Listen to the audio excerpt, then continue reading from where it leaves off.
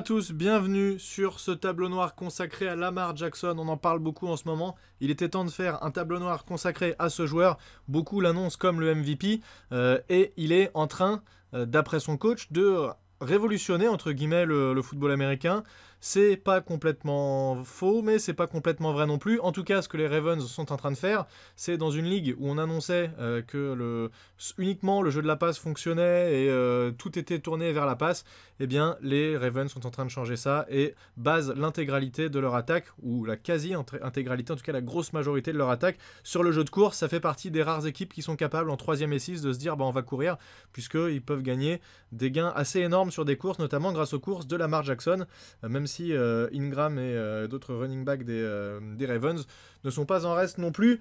Alors, on va aborder 3 points différents et je vais diviser cette vidéo en 3 parties. Premier point que je voudrais aborder, c'est le style de jeu qui est adopté par les Ravens. C'est énormément de read option. Read option, qu'est-ce que ça veut dire? Ça veut dire que le quarterback, Lamar Jackson, va décider s'il donne la balle au running back ou s'il court lui-même. Donc comment ça fonctionne ça?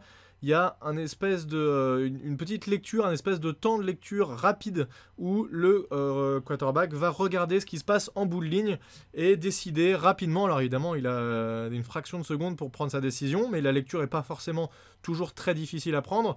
Et il va décider s'il donne la balle au running back ou s'il la conserve. Exemple sur ce jeu, avec, regardez, Ingram qui est positionné derrière Lamar Jackson. Lamar Jackson est à 4 yards derrière le centre.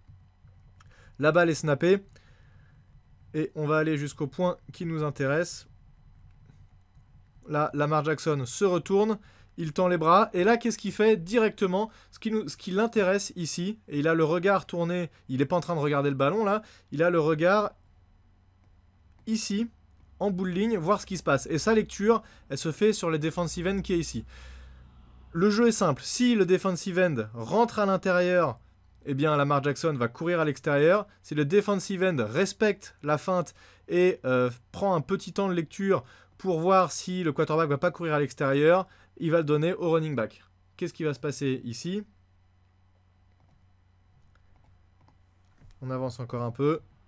Là, Lamar Jackson est en train de regarder le joueur. Vous voyez le numéro 91, là, il est laissé libre, de toute façon. C'est la lecture qui est faite sur lui, on n'a pas besoin forcément de le bloquer. Là, il va quasiment remettre le ballon. Il a toujours le ballon dans les mains, Lamar Jackson. Il l'a toujours dans les mains. Là, ce serait quasiment le moment de la laisser. Il voit que le numéro 91 des 49ers est en train de prendre intérieur pour aller s'occuper du running back. Là, il a toujours la balle dans les mains. Et là, il prend sa décision. Il va garder la balle et il va courir vers l'extérieur. Et regardez le 91, qu'est-ce qu'il fait? La feinte est tellement bien exécutée qu'il va carrément aller plaquer Mark Ingram. Il n'a aucune idée qu'il n'a pas la balle. Alors évidemment, c'est pas une pénalité, ça on a le droit de plaquer un joueur lorsqu'il y a une feinte. Donc c'est pas du tout une pénalité. Et Lamar Jackson qui va conserver le ballon et qui va courir sur l'extérieur. Vous voyez qu'il a 2 bloqueurs là, Lamar Jackson, les 2 tight ends qui sont partis à l'extérieur de la ligne, à droite de la ligne, et qui vont bloquer pour Lamar Jackson. Donc c'est extrêmement difficile à lire ça. Pour les défenses, c'est un vrai cauchemar d'avoir un quarterback qui est capable de courir aussi vite et qui est capable de faire autant de dégâts, surtout avec un running back qui est aussi bon. Voilà, on donne la balle au running back, ça fait des dégâts, le quarterback garde la balle, ça fait des dégâts aussi. Donc c'est extrêmement difficile à lire, et les Ravens d'ailleurs qui font des ravages pour l'instant en attaque avec des records à la course. Ils sont en train de battre tous les records et les défenses n'arrivent pour l'instant pas à s'adapter. Et c'est en ça que le coach des Ravens dit que Lamar Jackson est en train un peu de révolutionner le jeu.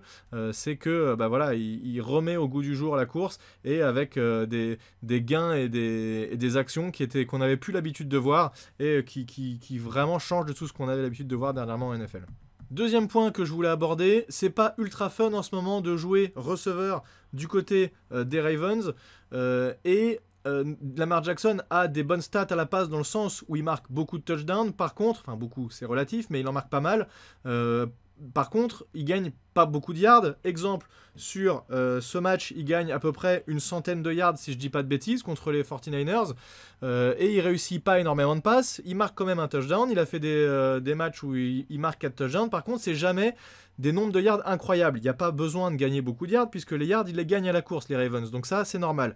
Et on le dit souvent, le jeu à la course permet d'ouvrir la passe derrière. C'est 1000 fois plus vrai chez les Ravens qui vont lancer des passes à des moments bien choisis et des receveurs qui sont souvent isolés, et Lamar Jackson qui arrive à faire des passes qui sont pas forcément extrêmement compliquées. Il fait pas mal de passes qui sont pas extrêmement précises, et donc mon point c'est que c'est pas forcément un grand passeur, mais c'est pas grave puisque son jeu ne repose pas là-dessus. Par contre, je disais également que il n'est pas ultra fun d'être receveur, parce que les receveurs, finalement, un peu comme ce qu'on retrouve dans le championnat en France, pour ceux qui ont un peu joué ou qui connaissent un petit peu, la passe, c'est ce qu'il y a de plus compliqué, et on va avoir tendance à jouer beaucoup de courses. Et donc les receveurs sont utilisés essentiellement comme des bloqueurs. C'est le cas sur ce jeu. Ici, vous voyez, en lead bloqueur, devant lui, là, Lamar Jackson, il a un tight end. Et il a également, au fond du terrain, là, Willie Snead, vous le voyez, tout au fond à droite. Alors là, il y a la caméra de la télé américaine qui va entourer le tight end. Mais c'est surtout, nous, au fond du terrain, que ça nous intéresse. Regardez Willie Snead, qui fait un très bon bloc. Et c'est extrêmement important pour Lamar Jackson d'avoir des receveurs qui sont capables de bloquer, puisqu'il va très souvent courir sur l'extérieur, après avoir fait une feinte ou pas d'ailleurs, mais si ses receveurs ne bloquent pas, eh bien il a beaucoup de chances de se faire plaquer par le corner qui est assez rapide.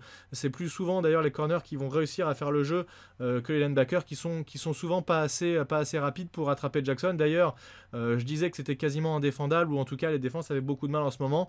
Et dans les commentaires du match, le commentateur disait qu'on pourrait mettre éventuellement un spy. Un spy, c'est un linebacker qui est là et qui s'occupe quasi exclusivement de regarder si le quarterback va courir. Et il disait, trouvez-moi un linebacker qui est capable de rattraper Lamar Jackson. Il a raison, l'utilité est assez relative, puisqu'il n'y a pas beaucoup de linebackers qui seront capables de toute façon, même s'ils arrivent à pister le jeu, d'aller faire le plaqué. Donc on revient à nos moutons. Ce que je disais, c'est que c'est pas ultra fun d'être receveur du côté des Ravens. Et pour illustrer ça, alors évidemment ce match-là est assez spécifique puisqu'il y avait énormément de pluie, et donc on va favoriser encore plus le jeu au sol, mais si on regarde les stats, Lamar Jackson, son premier receveur qui a gagné le plus de yards, c'est Willie Snead qu'on voit à l'écran. Il a une réception pour 12 yards. Après, on a 3 réceptions 50 yards sur Andrews en tight end et 3 réceptions 21 yards sur Hayden Hurst. Donc il va avoir tendance, Lamar Jackson, à privilégier ses cibles courtes, les tight ends, sur des gains pas extrêmement longs, et surtout à l'intérieur du terrain.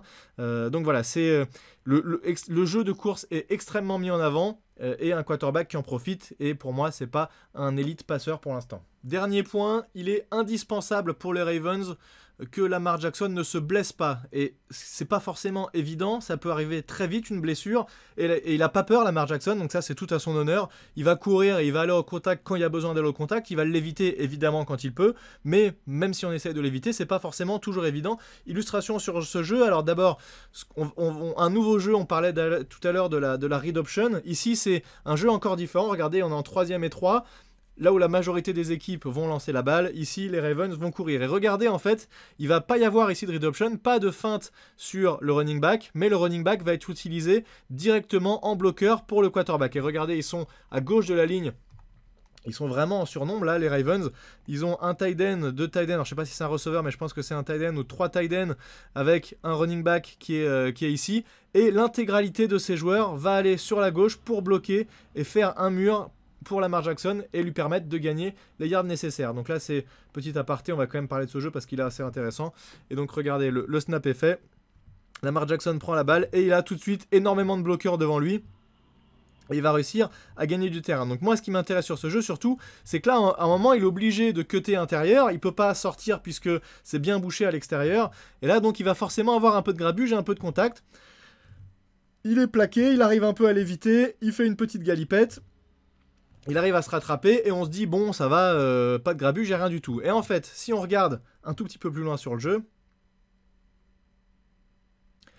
eh bien, regardez, quand il arrive au contact, Lamar Jackson, avec le cornerback qui va plonger assez bas dans ses jambes, regardez son bras droit, son coude va cogner contre le casque du défenseur. Et c'est un choc qui est pas forcément extrêmement important, où c'est un peu brutal, mais ça va sur un jeu, 2 jeux, 3 jeux, 4 jeux, 10 jeux, 20 jeux, 100 jeux. Et au bout d'un moment, ça risque de se faire ressentir. Voilà. Donc ce que je veux dire, c'est que Lamar Jackson doit se protéger au maximum, puisque son jeu est basé essentiellement sur la course. Il va forcément aller au contact, mais il faut qu'il évite au maximum.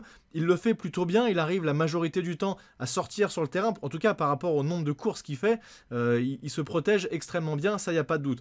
Par contre, la longévité d'un joueur, et c'est ce qui va permettre aux Ravens d'être bons sur plusieurs années, ça va être grâce au fait qu'il se protège, et ça va être indispensable. Je suis incapable de dire à l'heure actuelle combien de temps Lamar Jackson va être capable de jouer. Vous savez que les positions où les joueurs jouent le moins longtemps, c'est par exemple les running backs. Les running backs, ils prennent cher à chaque jeu quasiment.